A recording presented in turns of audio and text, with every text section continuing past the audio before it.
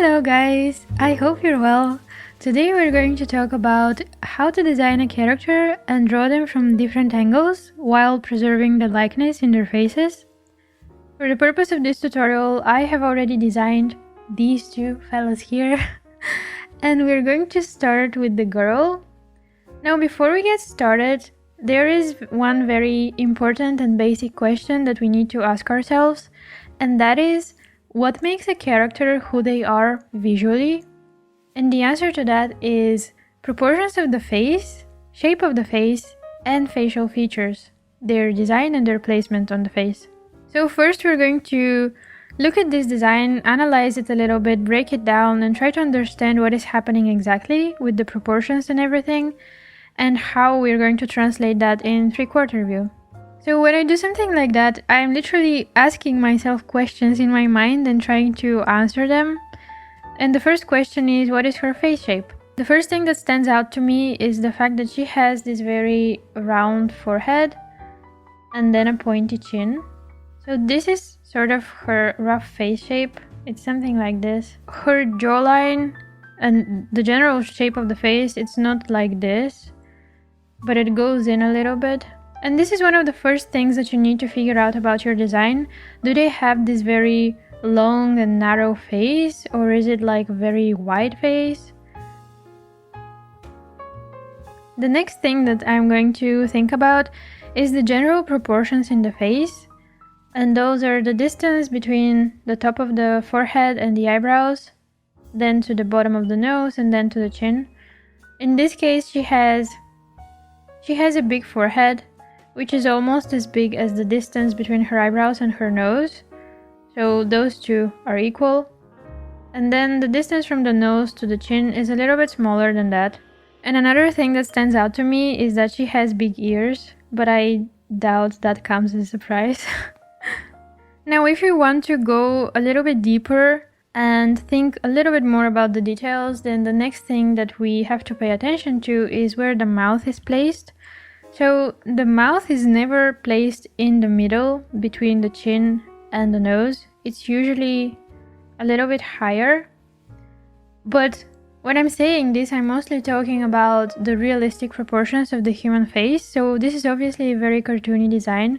So you can really play around with it a lot. And you can even place the mouth down here, like very low, which will make your design more interesting, because if you place it in the middle, it's going to be very rigid and boring. So it's placed a little bit higher here. And then the next thing is the size of the eyes. They are big. That's all we need to know for now. So based on all of this information, I'm going to try and draw a very generic skull from three-quarter view that has the same proportions as this one. I'm not going to go into any details yet. I'm not going to draw the facial features. I'm just going to draw a skull that has the same proportions. That's it. That's all I need for now. I tend to use the Liquify tool a lot, especially in those very early stages of my drawings, because I like to keep them very rough and ugly and loose, and using the Liquify tool really helps me push things around and play around with the proportions a little bit, without worrying about my line quality and things like that. There are different approaches to this. One of them is to be very technical about it and start mapping out wrapping lines across the head, measuring distances and keeping it all a bit more mathematical. For some people that works great, for others like me, not so much, as I tend to get bored and lost. I prefer the more sculptural approach, if you can say that. I start out with a super ugly and rough sketch, like here, and I sort of carve out my design, removing lines and volumes in some areas and adding them to other areas, until the drawing starts to resemble the original design. I still keep in mind the proportions, of course, and the relationships between the different features, but I don't go crazy with the wrapping lines and measurements. I prefer to keep my drawings looser and oftentimes go by feeling. I feel like this preserves more of the life of the drawing. And this may not be the best advice if you're a beginner, but still I believe you should train yourself to be able to feel when something looks off rather than having to measure everything every single time. Using measurements can help you a lot, but if you feel like it's boring you to death, then just don't do it, because As cheesy as it sounds, having fun in the process is one of the most important things because it will motivate you to keep practicing and you'll be much more consistent. So now I have roughly translated the shape of the skull here in 3/4 view. And this is also not the final shape of the skull. I'm going to change it as I go, but this is a base that is good enough for me to move on to the next stage, which is going to be adding some facial features. You need to pay attention to the shape of the facial features at all. Like, what are the eyes, for example? Are they super round? Are they very, almond shaped? In this case, it's sort of like an almond, but quite round. Another thing is the eyebrow shape and the placement of the eyebrows. With some people, there is very little distance between the eyes and the eyebrows. With other people, there is a bigger distance. Particularly with men, the distance between the two is very small oftentimes, and with women it's bigger. Of course, that's not a rule, it's just a general observation to keep in mind. And another thing here is that the eyebrows are quite straight, so there is very little curvature to them. And we already discussed the placement of the mouth, that it's a little bit higher, and also the shape of the mouth, that it's quite thin. When I'm analyzing the lips of my characters, there are two things that I'm trying to pay attention to the most. The first one is the ratio between the lips, the upper and the bottom lip, which one is bigger, or if they are equal in size. And then the other thing is the line between the two lips. Sometimes it's just a straight line, other times it has this very prominent arc, which can add a lot of character. Other times it can be just this inverted line. And so on. There are many different mouth shapes. We're not going to talk about this right now, but just in general, I'm trying to observe the mouth of my character and decide what its shape is so I can draw that in my other views. In this case, the lips are black, so I'm going to assume that it's just a straight line. I know it is because before I filled them in with black, it was a straight line, so I remember that. And the last thing that you need to pay attention to is the shape of the nose. In this case, her nose is pretty generic. It's not like huge, or it doesn't have this super unique shape or anything. It's just a cute small nose. Another thing that I didn't really mention directly is the hairline, which can be very unique to each person. With women, it tends to be a little bit simpler and just this round line oftentimes, but what you can also have is something like this, and there are different options. With men, it can be a little bit different because sometimes you have these big areas here where they don't have much hair, and then it goes something like this. So this is more of a male hairline pattern. Also, using the hairline can help you a lot when you rotate your character because it can really add a lot of volume to your drawing.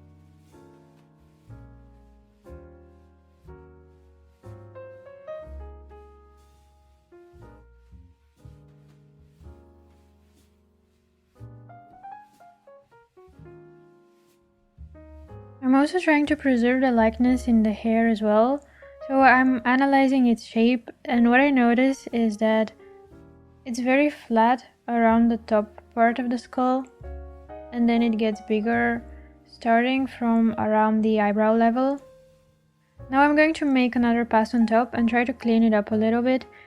Now, a little tip that I can give you is when you want to make a new pass of something or just draw something on a new layer, is when you create the new layer, draw a couple of random lines outside of your canvas, because if you don't do that, and if you just, for example, create a new layer, draw something, and then accidentally hit undo twice, then when you start drawing, you're drawing on the wrong layer, because when you hit undo twice, you undid the action of creating a new layer.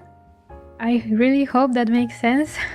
So in this case, that's okay because you will quickly notice that you're drawing on the wrong layer. But in other cases, that's not very visible. And it has sort of become a habit of mine. When I create a new layer, I just draw a couple of lines here. And then I proceed with my life. And then if I hit undo a couple more times than I want to, I will undo these random lines here, which I don't need anyway. I hope I explained it well because it's very useful. Especially if you're inking something and you want to ink a different part of the character on a new layer. It can be very, very messy if you undo the creation of a new layer and you just make everything on one big layer. Anyway, that was kind of unrelated, so let's continue. Usually when you want to design a character that you know you're going to draw from different angles, expressions, and so on, I would advise you to always design your character in 3/4 view, because this gives you the most information about what your character would look like from the front and from the side. It contains all of that information that you need, and it can save you a lot of trouble. In this case though, I decided to design my character in front view first because that's the more difficult scenario, so I wanted to show you how I would go from there.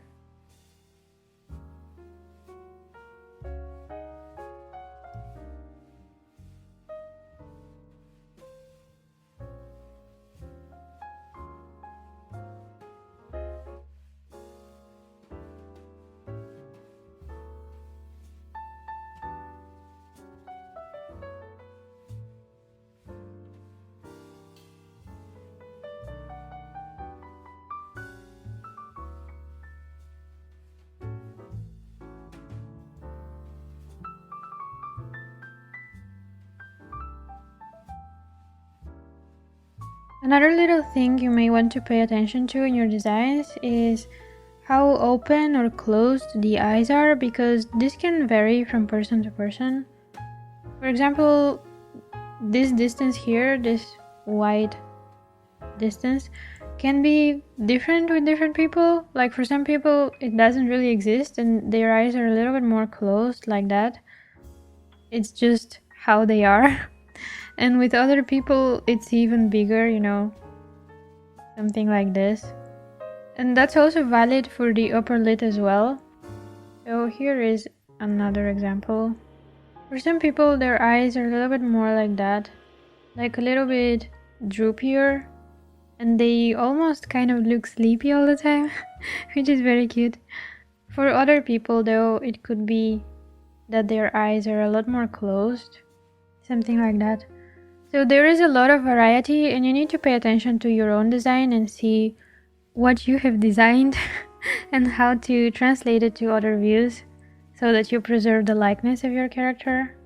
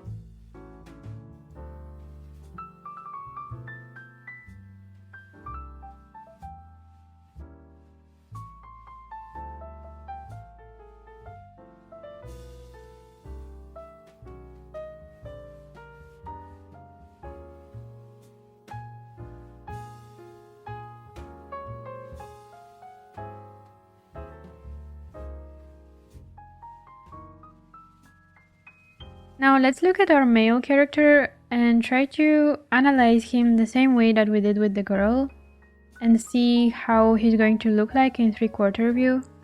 Following the same process that we had for the girl, I'm going to ask myself the same questions about him and try to answer. So the first thing that I notice is that he has a pretty long face. And then as for the proportions inside, he has a very tiny forehead. And then the distance between the eyebrows and the bottom of the nose is sort of the same as that from the bottom of the nose to the chin. And also another very distinguishable thing about him is the hairline. And the last thing is the chin, that it's very almost like a straight line, slightly rounded. I'm not going to mention the big ears. So this is the general shape of his head, and now I'm going to try and draw that from 3/4 view. Again, not looking for any likeness whatsoever, just trying to draw a skull that has the same shape and proportions as his, without thinking about the facial features or anything yet.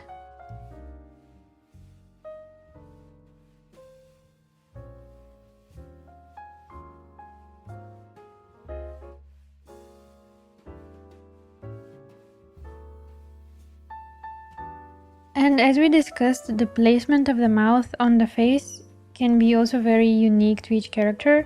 In this case, to make him look a little bit more interesting, I placed the mouth quite high on his face. I'm also paying attention to his hairstyle because it's very unique for him. And now that we sort of have, some head that has a similar shape to his, I'm going to think a little bit more about the facial features again. So we have some sort of an expression going on, and his eyebrows are a little bit raised. So there is some distance between the eyelids and the eyebrows. And also the shape of the eyebrows is a little bit rounded, not as straight as it was with the girl. And as for the shape of the eyes, they are a little bit like squarish almost. They are not perfectly round. And obviously the nose is big. And now I'm going back to my rough sketch and trying to be a little bit more specific about these facial features, but still keeping it quite loose.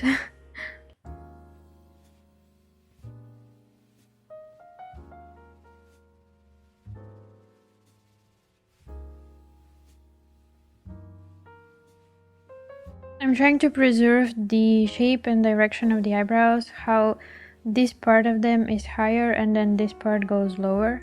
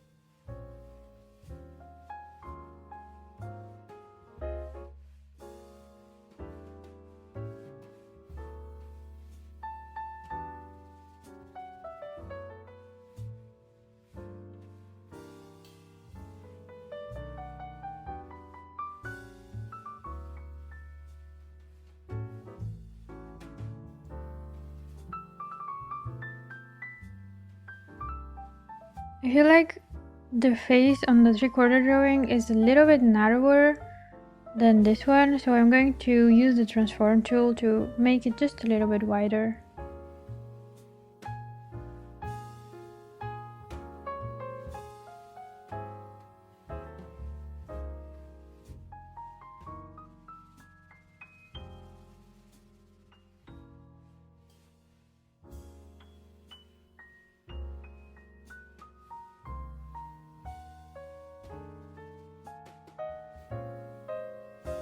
Now I'm going to make a new pass on top of my sketch and try to be a little bit more specific with the details, the facial features, and just generally try to bring my design closer to the original one.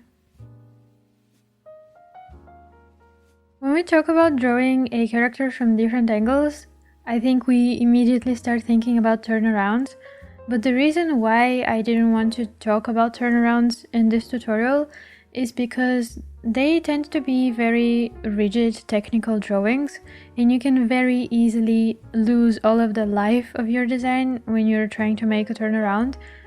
And also, honestly, they are sometimes a little bit boring to do because you have to redo a lot of things and you have to be super precise about where each line is placed.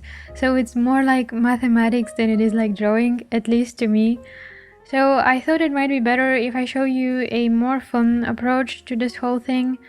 And I would love to make a tutorial about turnarounds as well in the future. Let me know if this is something that you would be interested in.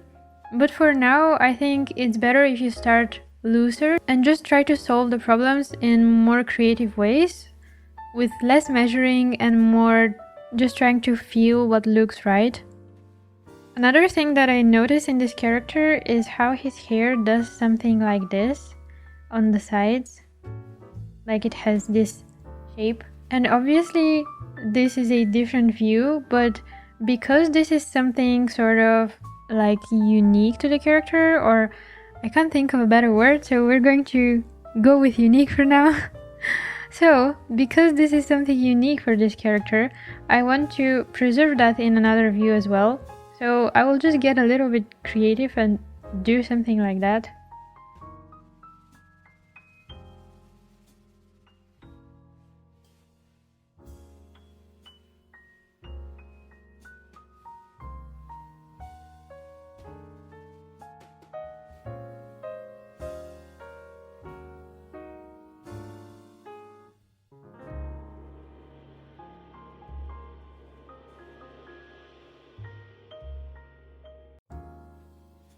Now I'm going back to this girl because I realized that I didn't show you a side view.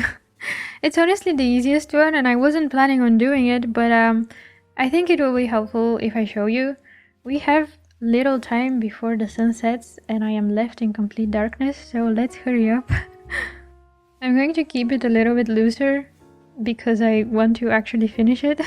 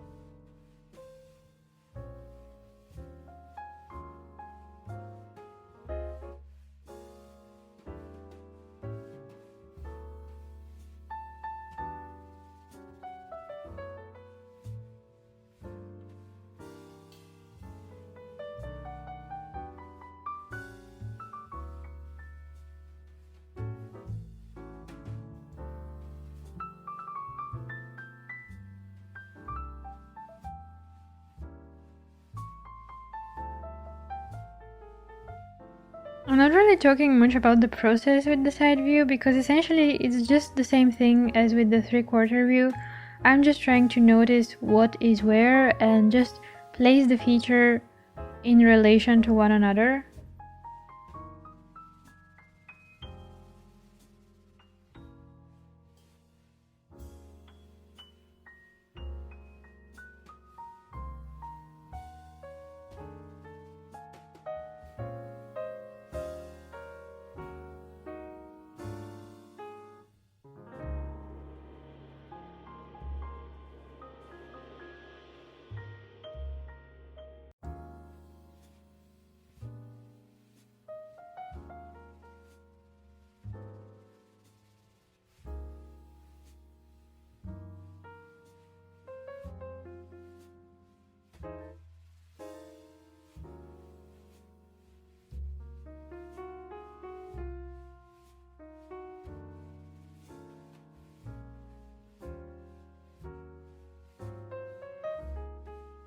I really hope that you learned something from this tutorial, and I tried to share everything that I know about drawing my characters from different angles.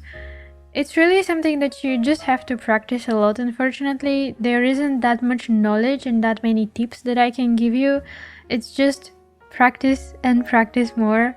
I am not going to repeat myself anymore. I think I've done it enough. I really hope that this was helpful.